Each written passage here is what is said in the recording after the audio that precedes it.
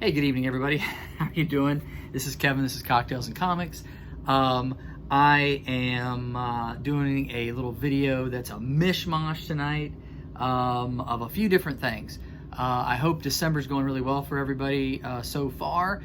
It got a little warmer in Georgia today and maybe tomorrow. Actually, kind of a beautiful day.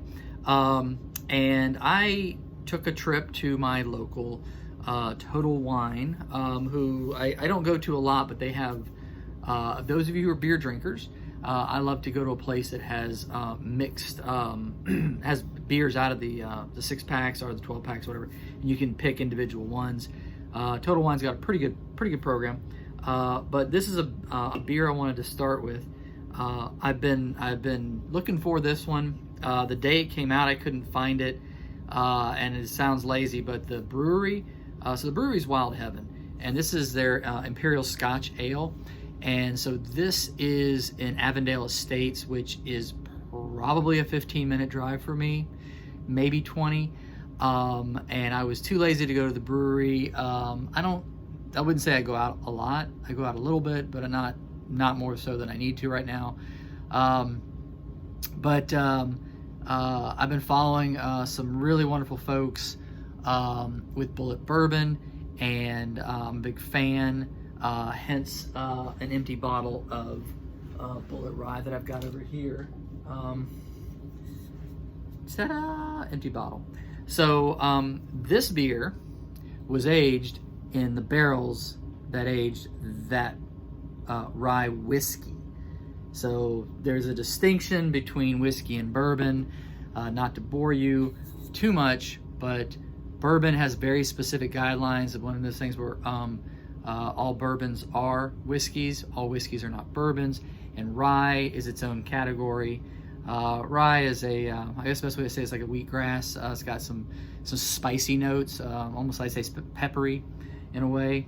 And this Bulleit is 95% rye, where the regular Frontier Bulleit bourbon that you see with the orange label, it follows the U.S. guidelines for what bourbon is, and bourbon has to be 51% corn, so already that didn't qualify. It has to be aged for a minimum of 2 years in these newly charred oak barrels. It has to be bottled at least 40% alcohol, which is 80 proof. Most of them are a little bit higher. But again, this is 95% rye. Once it gets put into this bottle, they were working with Wild Heaven Brewery, and then they were putting their Imperial Scotch Ales into here. And I don't really know how long they stay in that barrel, but here we go. I'm gonna open this guy up. I just picked this up earlier tonight, this afternoon, so it should be, and I do apologize, I'm using my Anderby Brewing cup, but I'm a huge fan of Anderby Brewing in Peachtree Corners. Great husband and wife team there. But today we're talking about the 95 Shilling. By the way, it is 9.0 ABV. So I mean, you can smell the malty sweetness on it.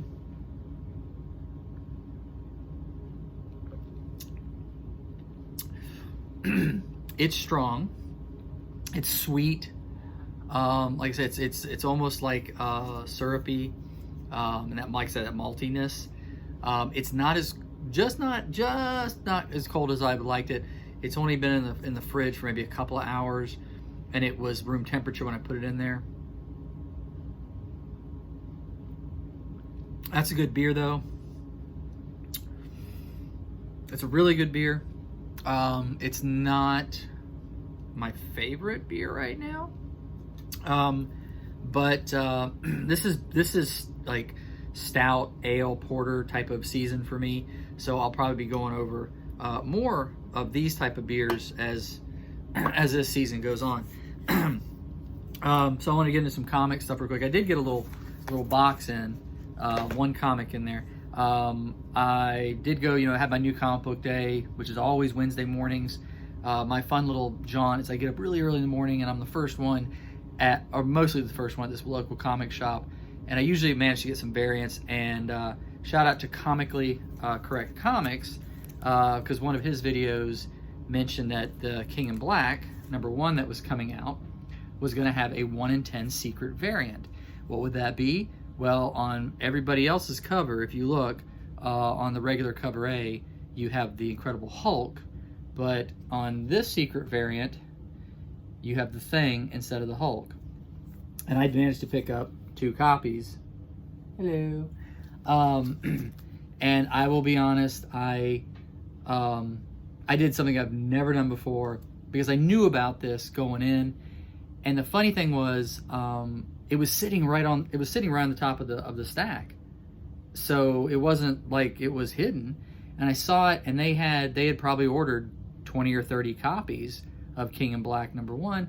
So I thumbed through, and I pulled out another one. I almost never buy 2 copies, and this may not be worth anything. I'm gonna keep, one for myself, and I'll probably try to sell one on eBay. And it was a $6 comic anyway, so if I can even get 12 or 15 bucks for it, but it's one of those kind of things. I may hold on to it. I don't know. But I wanted to kind of mention that if you haven't picked up King in Black, it looks like a really good issue. Like I said, $6 though. This is, the whole null and all that, and it's going to go through a lot of different issues.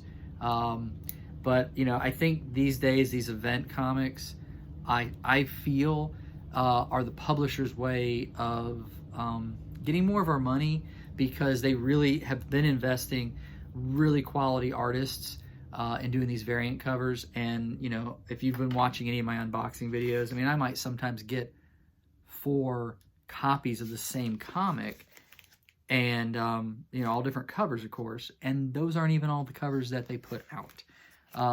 So this one box, by the way, just came yesterday. This is from Reed Pop in Orlando, Florida. There's a point to this. So this is a New York City Comic Con exclusive that I ordered 2 months ago of a comic that came out 2 months ago, and I just got it. So, all these exclusive retailer variants and these special things, maybe I don't get it. You know what I mean? Like, why things take so long. Like, I get it when they do an exclusive variant for a comic that hasn't been released. It has to be released, and then then this variant comes out. But if this didn't come yesterday, I was going to get back to them and say, just cancel my order. I don't mind waiting a little bit, but when I gotta wait 2 months for a comic that the issue's already come out, and I'll be honest, it's really not packaged that well. They use painter's tape, but it come loose. So anyway, and so this is Batman 100. It's a it's a variant cover by Jock, Jock. I think it was definitely an impulse buy. I think I'd gotten on to get the Star Wars Luke Skywalker orange cover variant, and it wasn't available.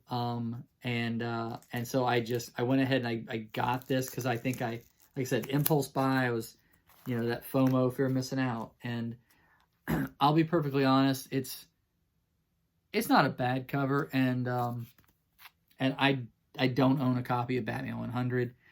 I am underwhelmed by everything about this. I think it's because it took 2 months. So anyway, I'm having a similar issue with that Spider-Man booth or Street Level Heroes LA or whatever they're calling themselves. I've ordered comics from them 2 months ago and 6 weeks ago, and no updates. I don't know what's going on. I have other ones like this Ice Cream Man variant or the Venom variant. I ordered those, and when the comic got released, they sent it to me. I don't know what the holdup is. It makes me worried that some of these companies take your money first, and then they hold it until later, and then you get your comic. That's one of the reasons I order from Things from Another World all of my new comics, because when you do pre-orders, you can say I want, and then you don't pay for it until they ship it. And I think with some of these retailer exclusives, I think if you use PayPal, and then there's an agreement that that it's locked in, but they don't take it out of your account until it ships. Maybe. I was gonna maybe try to make this a short video, but I ramble a lot, and that's why I'm single. Anyway, I wanted to show off this, what I think is just a really amazing cover. It was the Comic Tom exclusive Dune House Atreides. I really enjoy Comic Tom's videos. I really like doing the mystery mail call. I feel really bad because some finances are a little tight this month, and I'm not sure I will be able to do the December mystery mail call from him, even though there are there's a great Peach Momoko TMNT variant in there and a King in Black variant. So I've got till the 15th, unless it sells out. I'm not really trying to do an ad, but I wanted to show that because I found this first, and then I remembered I had this, which this is, if you are old enough to remember, this is the Dune movie adaptation from the 1984. I don't know if it says it anywhere on here, but this was the David Lynch adaptation, and I adore David Lynch. I think his movies are just trippy. He was not the right fit for this movie, but however, there are some very iconic scenes, moments, whatever you might want to call them. Denis Villeneuve, if I said that somewhat correct, I'm hoping, who is an amazing film director who did the Blade Runner 2049, and some other great visual films. He has done a version of this book by Frank Herbert, and I wanted to showcase this and talk about Dune because it was supposed to be getting ready to be released in theaters, and of course that's not going to happen because of COVID. But what I think is super cool is that Warner Brothers, I wrote notes, by the way, but Warner Brothers, I think, made the right call with releasing Wonder Woman 1984 in theaters and streaming on HBO Max on Christmas Day, because that was a film. I don't know if any of you followed that story, but that film was already had been delayed a year. It was supposed to be released this time last year, 2019, and then it got pushed a little bit, and then COVID, and it got pushed. And to me, I think there's a point where you just have to kind of suck it up a little bit. Marvel Comics, Black Widow is a great example. I think that's the wrong call to keep pushing that, because I think even by May, I think you're still going to see people not going to theaters, and I think I think they're going to end up doing with Black Widow what they're doing with Wonder Woman. I think you'll see that being the right call. I think the HBO will make a lot of money on it. I think they'll make some money in the theaters. Thanksgiving weekend, The Croods, which is an animated film that I didn't think anybody was going to go see. The Croods 2, I think made $4 or $5 million at the theater, which is not a lot, I know, but it's more money than they had, although it probably cost quite a bit to make. But anyway, so they're making the decision, Warner Brothers, for 2021 to release all of their films, all their major films, I guess, on HBO Max, and that includes Dune. That includes an apparent Matrix 4 sequel that they've been working on. I don't know how far along they are with it, and I don't know that I feel like that actually won't maybe premiere in 2021, but maybe it's further along than I thought. The Suicide Squad, the James Gunn sequel / reboot of the Suicide Squad that I think was supposed to come out in the summertime, and one I'm actually excited for, which is Godzilla versus Kong. I like the Godzilla, more recent Godzilla movie. I like the Godzilla King of Monsters.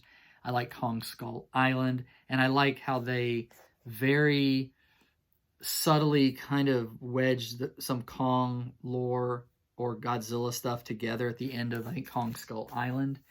And so anyway, I thought that was a cool thing. And just my last little thing, I never picked up the Walking Dead comic when it first came out. Image, they did something that I wasn't sure I agreed with, because they're just basically reprinting it in color. But the TV series itself, I couldn't have lived without it for 6 or 7 seasons. And now I haven't watched it in 2 years, maybe 3. What's this? This is 2020. I haven't really watched it since 2017, because I had someone that I used to watch it with, and it's always more fun to watch something with somebody, so you have somebody to talk to about with it. I haven't watched it, ever since 2018 maybe, but the comic book came out, and they released like 1,000 covers for number 1, but this is the cover A, and I think that's actually the cover C, and that might be the cover D. I don't know. This is all number 1, and then this is number 2, and also number 2, and then number 3 and number 4. These are the cover A's. So this is one of the things I used to get from my Things from Another World, and I just I got to the point where I said I'm only going to get cover A, which is totally contrary to what I said in another video, where I'm only ordering cover B's, which is true. So I'm only ordering cover B's of something that I'm going to collect through Things from Another World. But when I go to my local comic shop, I'm going to keep picking the comic up. I never read it. I never picked up any of the trades or anything. So if you're a Walking Dead fan, I would encourage you to maybe pick up this comic. I mean, it's $4, which is, more than it originally was. But it's in color. It has some notes at the end with Robert Kirkman talking about maybe some development type of stuff. I just, the series itself, to me, I think is just flat. I was watching Fear the Walking Dead for a while, but I lost interest in that. When you kill off the most interesting characters of a show, I don't know what you're doing. And then I have no interest in the Walking Dead, the bigger world, a different. I wanted to call it The Walking Dead, a different world. But I don't think Kadeem Harrison is available for that show. I don't know. That would make a really interesting show, Walking Dead, Different World. So anyway, all over the board today, but just some pop culture type of stuff. Do not want to take anything away from Robbie with Pop Culture Philosophers. That is one of my top 5 shows that I watch. Comic Tom, Comics with Bueller, Pop Culture Philosophers, Comically Correct. He has been his content has been, really getting just so much tighter and better. And he's a really nice guy. And then Spider Slayer, Mike Spider Slayer. I don't know what his videos are called, but I like his new comic book day videos. Anyway, that's my little 2 cents for this evening. Please go enjoy responsibly, because I think the 2 or 3 sips I had already kind of got me where I needed to be. Have a great night. Stay safe, and I'll talk to you soon. Bye.